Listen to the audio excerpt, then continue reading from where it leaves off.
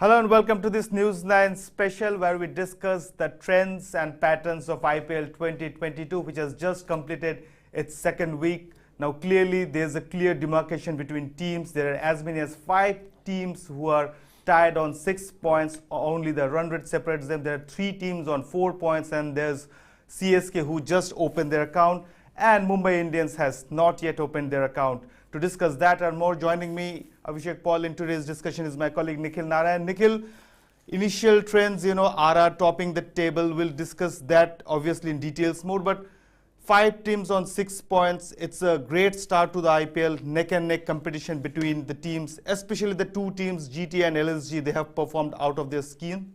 Absolutely. The interesting thing is if you see 4 of the top 5 teams. If you see 4 of the top 5 teams, Abhishek, all of them have a higher impact bowling unit than a batting unit. So teams which have a stronger bowling unit, a stronger bowling core, more world-class bowlers are currently doing well in this 15th edition of the IPL, which also historically makes sense, because historically teams which have had stronger bowling units have fared better, have been more consistent in the IPL than teams with stronger batting units.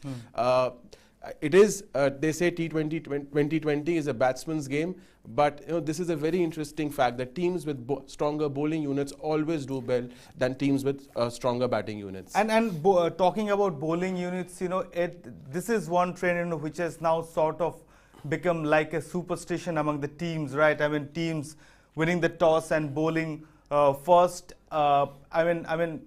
22 out of 22 matches so far, every time a team has won the toss, they have opted to bowl. Yeah, this I think it's almost become, it's a norm, and I think captains are now, Abhishek, following this blindly. I think, yes, it makes sense. Yes, chasing an advantage. But even during the second week, when teams batting first won 4 matches on the trot, still captains winning the toss were chasing. I mean, it's almost as if it's pre-decided, as a preconceived notion that you have to chase irrespective of the dimensions of the ground, dew factor, irrespective of team composition. Just win the toss and chase. I think I'm actually looking forward, to the team which will break this trend and the reasons and their rationale when they do so. But currently, 22 matches, this is an IPL record. Yeah. I don't think any IPL, and I'll go back and do my number crunching on this, I don't think any IPL, as far as I know, the first 22 matches, the captain winning the toss has either opted to bat first or field first, and in this case, field first in all the matches. Right, and there was a reason, there's a reason that they have been following this trend of, choosing to bowl first, because initially all the matches, almost 80% of the matches were won by teams who were bowling first. Only Rajasthan Royals won their first 2 matches batting first, but that was an exception. And if we can have that graphic on the screen, overall 22 matches, teams chasing won 15 matches, teams batting first, they won 7 matches. Nikhil, initially that was the major trend. Of course, in the latter part of the tournament, in the after the first week passed, generally teams batting first, they also started winning a couple of games, but overall, overwhelmingly, it is the teams which is chasing that's winning. Absolutely. Batting second has historically been an advantage in the IPL. If you see batting second, teams have won 56% of the matches overall in the IPL, which for over 15th editions is that is a big skew, 56% versus 44% to batting first. In this IPL also, it's 15-7 in the 22 matches, Abhishek, 15-7. So 15, which means more than double to the team batting second. True. It was, if you see the first 8 matches, it was 7-1. 7-1, yeah. It was 7-1. The next 4, it became 4-0 to batting first. So we all thought the trend is reversing. But then again, it has gone back to the initial trend. To 8-2. 8-2. So 8-2 again, it's as, it's dominating by the team chasing. So chasing clearly, yes, there's a dew factor.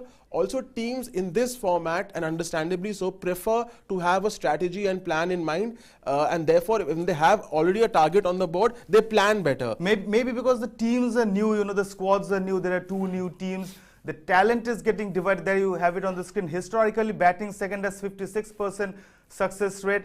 Overall in 22 matches, teams chasing have won 15, teams batting first have won 7. In the first half of the tournament, it was clearly the teams who were chasing first, they had the clear advantage. 7 out of 8 matches were won by teams chasing. I think it's as we're discussing, teams are new. There are 10 new teams. The talent has got divided into 10 new teams.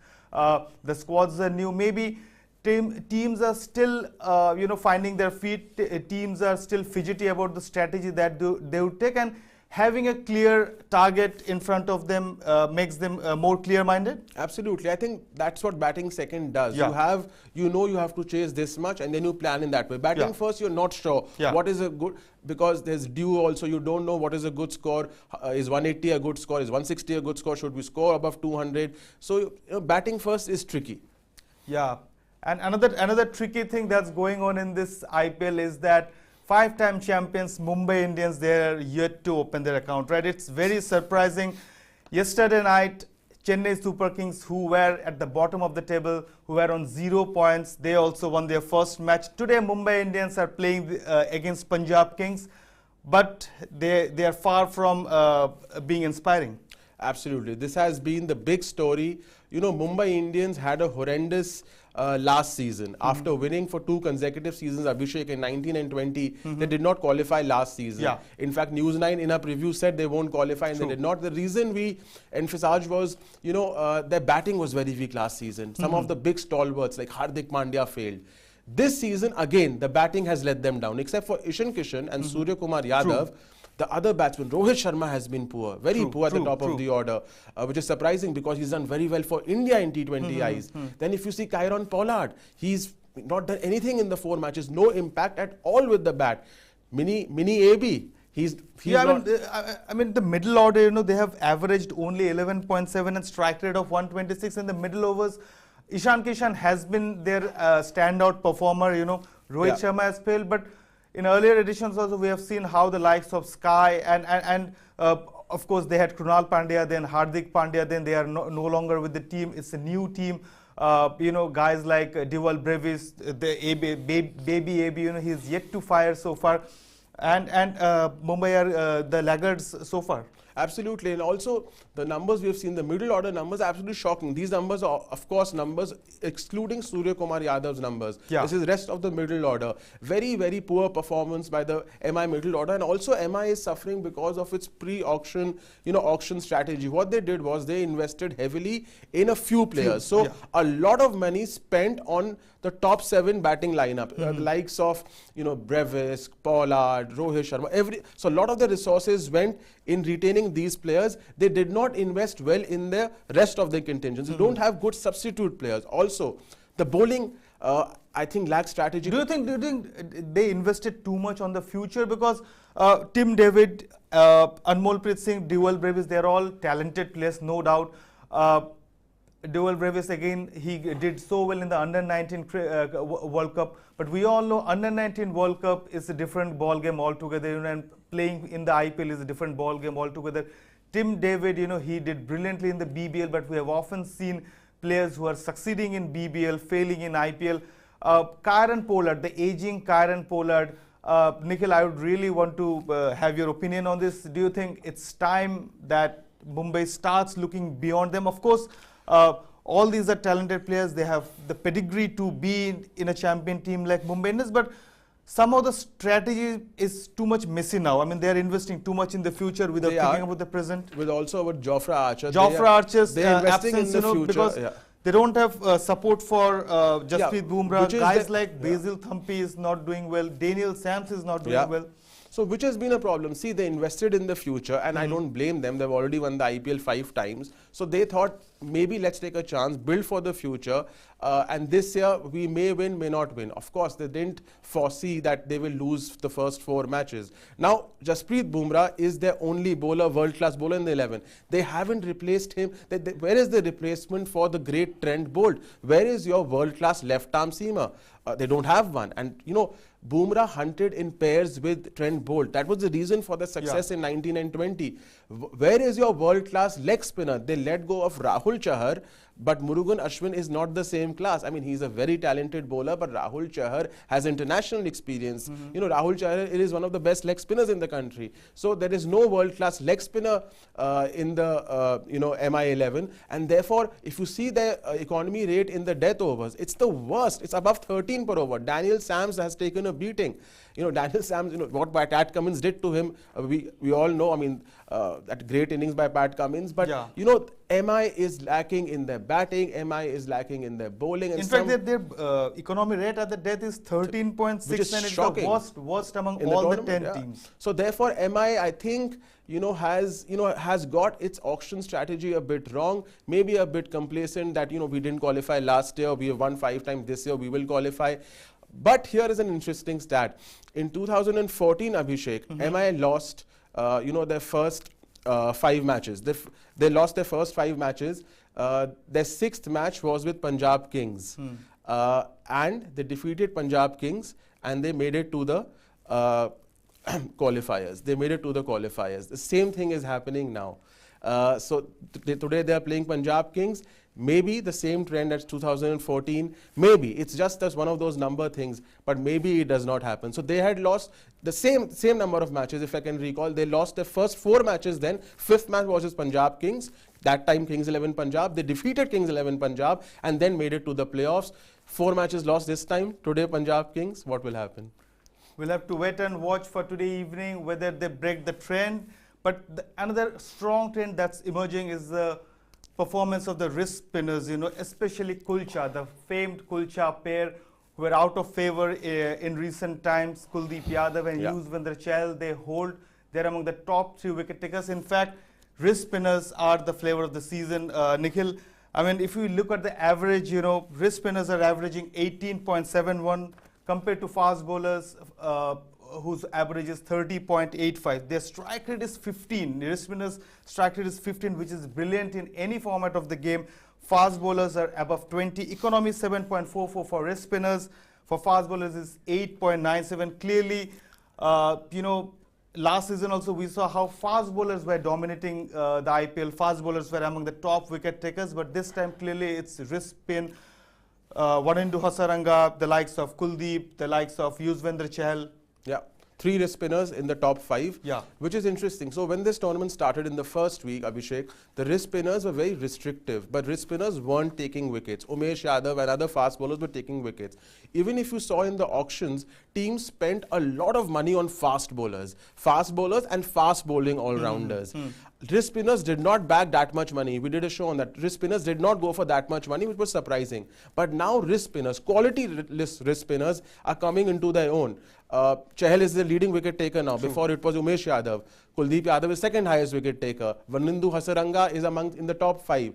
So wrist spinners now are not only restricting in the middle overs, they're also picking crucial opposition wickets and dictating the course of the match. Of course, fast bowlers are also doing well, especially in the power play. The likes of Umesh Yadav, Prasidh Krishna, etc., especially Indian fast bowlers, Mohammad Shami. But wrist spinners are dominating the middle overs, picking wickets and quality. I think again they are going to sort of we are going to see wrist spinners dictating the course of this IPL as the tournament goes on. Yeah, and one team which is getting the maximum returns out of Yuzvendra Chahal show is Rajasthan Royals, the table toppers of IPL 2022 so far. They have a great batting unit. Their spin combination R Ashwin and Yuzvendra Chahal are doing so well. They have got a great finisher in Shimron Hetmyer. All in all, Rajasthan Royals look like the team to beat. They have 6 points. They're tied on points, but definitely their performance, if you can see as a unit, it's far better than other units. Their economy rate in the power play, it's just 5.95. They have the highest strike rate in the death also. Chahal is the purple cap holder. Josh Butler, their opener, is the orange cap holder. Shimron Hetmyer, he has got the maximum strike rate at the death, which is 262. They are impenetrable, it seems. Absolutely. See, they've covered all bases brilliantly. They always had a world-class bowling unit, right? If you have 4 bowlers, Chahal, Ashwin, Prasidh Krishna and Trent Bolt, these 4 can win you matches single-handedly. And now the batting is also clicking. Sanju Samson is yet to come onto his own, but Joss Butler, the highest run getter. But for me, the find for, not, I won't say the find, but the surprise, the X factor for RR has been Shimron Hetmyer. Right. I mean, we were criticizing him, I remember, in the auctions. Right. Why has RR paid INR 8.5 crore for him? He's silenced all of us.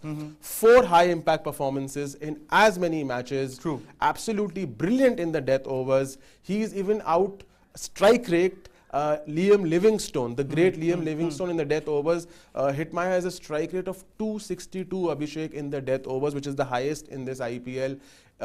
He's been absolutely phenomenal, and he's been finishing matches for them. So I think RR has got all its bases covered, and therefore it's not only leading the points table, but it's NRR. It's by far the best, and this will be very crucial as the tournament progresses. True. And another team, which is also on 6 points is the new entrants, Gujarat Titans, led by Hardik Pandya. What a tournament he is having. We all were skeptical about whether Hardik Pandya would at all perform well in this IPL, but in all 3 departments, in captaincy, in bowling, in batting, he has been the leader, that we all wanted him to be. How do you see his performance? Though in the last match, GT lost, and he also lost his cool over Mohammad Shami, his teammate. Yes. But how do you see his performance? Actually, I'm very surprised. In fact, I'm stunned because, again, we were discussing who can be a future captain for India in a show. And all of us thought that Hardik Pandya, as talented as he is, may not have the ingredients to become a great captain because he's very self-absorbed. He's very, he's about himself. He's a very talented individual, but, some people, don't have those qualities of taking the team together. And I thought Hardik was one of them, but he's surprised. He's proved me wrong so far. His captaincy has been absolutely brilliant. I mean, just apart from all the bowling changes and the tactics, the field placings, just to bring him on with the new ball. He's bowled 6 of the 16 overs in the power play. I mean, that's a big risk. With the back problem, he's bowling with the new ball at 140 kilometers per hour. And then he has been brilliantly restrictive. His economy rate in the power play is 4.66. It's a joint third best or second best in this tournament. And then again, he knows he cannot hit the ball. He's lost that hitting prowess, right, for India and for Mumbai Indians. But therefore, he promoted himself to number 4. Now he's playing the role of the anchor. And he's not failed in even one match. 4 consistent performances.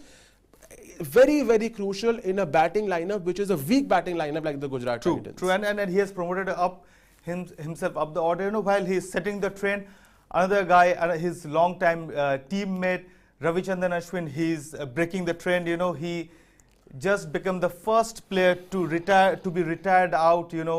That was a master stroke by the RR management against the match against LSG, I think, where RR won by 3 runs, in the death overs with RR in need of big hits. R. Ashwin retired out himself. Riyan Parag came in and he hit a 6, and courtesy that 6, RR scored 165 for 6, and ultimately they won by just 3 runs. So this is, I mean, he has always been like that, setting trends. He was crucial in Mankadim becoming a legal thing. Now this thing also, teams are going to follow this trend, Nikhil? Absolutely. This is a revolutionary moment in T20 cricket. In fact, in cricketing history, what RR management, Sanju Samson and Ashwin have pulled off by retiring Ashwin out. A fantastic strategic move. It's happening, in the 15th edition of the IPL. I'm surprised it hasn't happened earlier. It's happened in 2020 cricket before, Abhishek. Okay. It's happened in 2020 cricket before, not between major teams. But, it's a strategical masterstroke. Ashwin came in when they had lost 4 wickets. He resurrected the innings. Then Ashwin himself knows, and the team management, that he cannot provide the impetus at the death. So you retire him out. You get Riyan Parag, he hits a 6, you win by 3 runs, so therefore it becomes, that is the winning decision then. And now I think teams are going to, this is going to become a norm. You're going to see this more and more depending on the situation of the match. And, I know a lot of critics are questioning this. This is, a bit of manipulation. No, it is not. These type of critics who question this are hopeless romantics who are lost in 1955. They need to come out. T20 cricket is about innovation. The game has to move on. And therefore, these innovations just, take the game to a higher level. It makes opposition captains think. The same for Mankadia. And Ashwin is a thinking cricketer. marketing is legal and it also should be allowed. It is a part, there's nothing against the rules. And therefore, I think all the critics who question marketing and who question this move, are basically hopeless romantics who are basically living in their bubbles and need to move out. They need to move out of their bubbles, and we need to end our show. It was fun chatting with you, Nikhil. And before we sign off, to all our viewers, if sports is your thing, do subscribe to News 9 Sports. We cover all sports. We give exclusive contents on it, exclusive interviews, exclusive analysis. Do like, share and subscribe News 9 Sports on YouTube. Mumbai Indians plays Punjab Kings in a big match later this evening. We'll be covering that match, previewing that match in Hindi. We'll preview the match at 6:30 and then in English at 7 p.m. Do join us then. Till then, goodbye.